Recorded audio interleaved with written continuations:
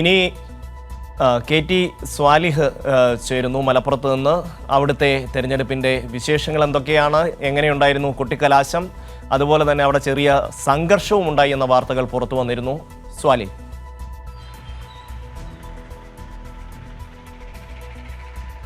ഷമ്മി, വലിയ ആവേശം നിറഞ്ഞ കലാശക്കൊട്ടിന് തന്നെയാണ് മലപ്പുറം വേദിയായത്. ഇന്ന് 3 മുന്നണികൾക്കും പ്രത്യേകമായി സ്ഥലം നൽകിയിരുന്നു. പക്ഷേ ഇതൊന്നും പരിഗണിക്കാതെ പ്രവർത്തകർ നേർക്കുനേർ എത്തുന്ന സാഹചര്യമുണ്ടായി. ഇതാണ് സംഘർഷാവസ്ഥയുണ്ടാക്കിയത്.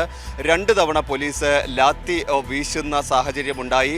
കുന്നുമ്മൽ റൗണ്ടിന് മുകളിലേക്ക് പ്രവർത്തകർ കൊടിയുമായി കയറി ഇവരെ ബലം പ്രയോഗിച്ച പോലീസ് താഴെ ഇറക്കി. ഇത് സംഘർഷത്തിന് വീണ്ടും ഇടയാക്കി.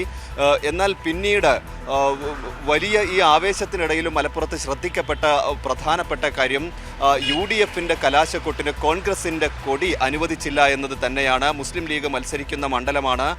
മുസ്ലിം ലീഗിൻ്റെ കൊടിയും അതോടൊപ്പം മുസ്ലിം ലീഗിൻ്റെ തന്നെ STU, MSF പോലുള്ള സംഘടനകളുടെ കൊടിയുമാണ് പ്രധാനമായി ഉണ്ടായിരുന്നത്. കോൺഗ്രസിൻ്റെ ഒരു കൊടി പോലും കുന്നുമ്മൽ റൗണ്ടിലേക്ക് കടത്തിവിട്ടില്ല. കോൺഗ്രസ് പ്രവർത്തകർ പൊതുവിൽ ഈ കലാശക്കൊട്ടിൽ നിന്ന് പിന്നീട് പിന്മാറുന്ന സാഹചര്യം മലപ്പുറത്ത് ഉണ്ടായി.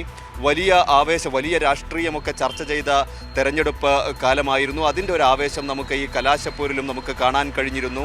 മുമ്പെങ്ങൊന്നുമില്ലാത്ത വിധം പ്രവർത്തകർ കുന്നുമ്മൽ റൗണ്ടിൽ എത്തുകയും പിന്നീട് ഇത്തരത്തിലുള്ളൊരു സംഘർഷത്തിന് ഇടയാക്കുകയും ഒക്കെ ചെയ്തു.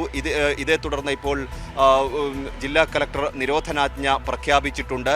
ഇന്ന് വൈകിട്ട് 6 മണിക്ക് നിരോധനാജ്ഞ നിലവിൽ വന്നിരിക്കുന്നു. 27-ന് വൈകുന്നേരം 6 മണി വരെയാണ് നിരോധനാജ്ഞ പ്രഖ്യാപിച്ചിരിക്കുന്നത്.